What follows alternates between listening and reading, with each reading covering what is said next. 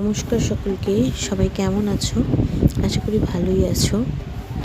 সকলকে জানাই হাজরা পুজোর এবং সংক্রান্তির অনেক অনেক অনেক শুভেচ্ছা। ঘুম থেকে উঠেই আজকে দেখছি সব কাজবাজ সেরে সবাই স্নান ধান করে দেখছি এই যারা চড়ক পুজো করবে তারা এসেছিলো আমাদের বাড়িতে এবং গোটা পাড়াতেই তারা ঘুরছে।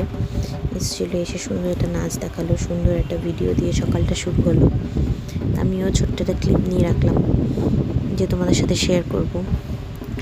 তো আজকের দিনে, সংক্রান্তির দিনে সমস্ত বাঙালি বাড়িতেই কিছু নিয়মকানুন থাকে।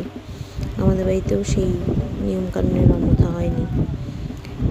তো তার মধ্যে আজকের দিনের মেনুগুলো যেগুলো থাকে রান্নার, বাচ্চাদের একটু কষ্ট হয়, কিন্তু একটা দিন তো মানিয়ে নিতেই হয়। আর ছোটো থেকেই বাচ্চাদের যেভাবে শেখানো যাবে সেভাবেই তারা শিখবে।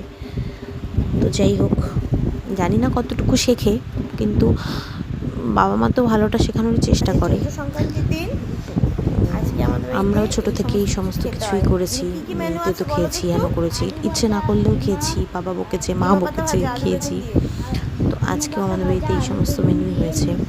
সকালবেলা ছাতু, খই, মুরগি, মুড়ি, দই এই সমস্তই খেতে হয়। তারপরে স্নান ধান করে দুপুরবেলা সূর্য ডোবার আগে একবার ভাত খেতে হয়।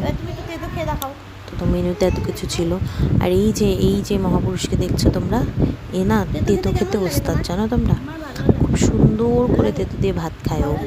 ওর তেতো খাওয়া দেখলে না খুব শান্তি লাগে, মানে মনে হয় যে কেন আমরা এরম ছিলাম না ছোটোবেলায়।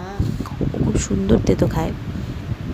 তো আমিও ছোটোবেলায় তেতো খেতে চাইতাম না, কিন্তু এখন তেতো দিয়ে এক থালা ভাত খেয়ে নিতে পারি, খুবই ভালো লাগে, খুবই ভালো লাগে, কি বলবো। মানে মাঝে মাঝেই আমি নিম পাতা বাড়িতে ভেজে ভেজে খাই। যাই হোক, তোমাদেরকে জানাই অগ্রিম নববর্ষের শুভেচ্ছা আবারও।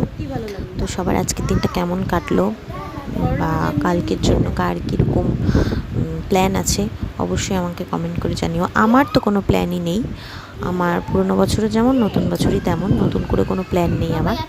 তো যাই হোক, ভিডিও কেমন লাগলো জানাতে ভুলো না কিন্তু। টাটা সবাইকে, সবাই ভালো থেকো, সুস্থ থেকো।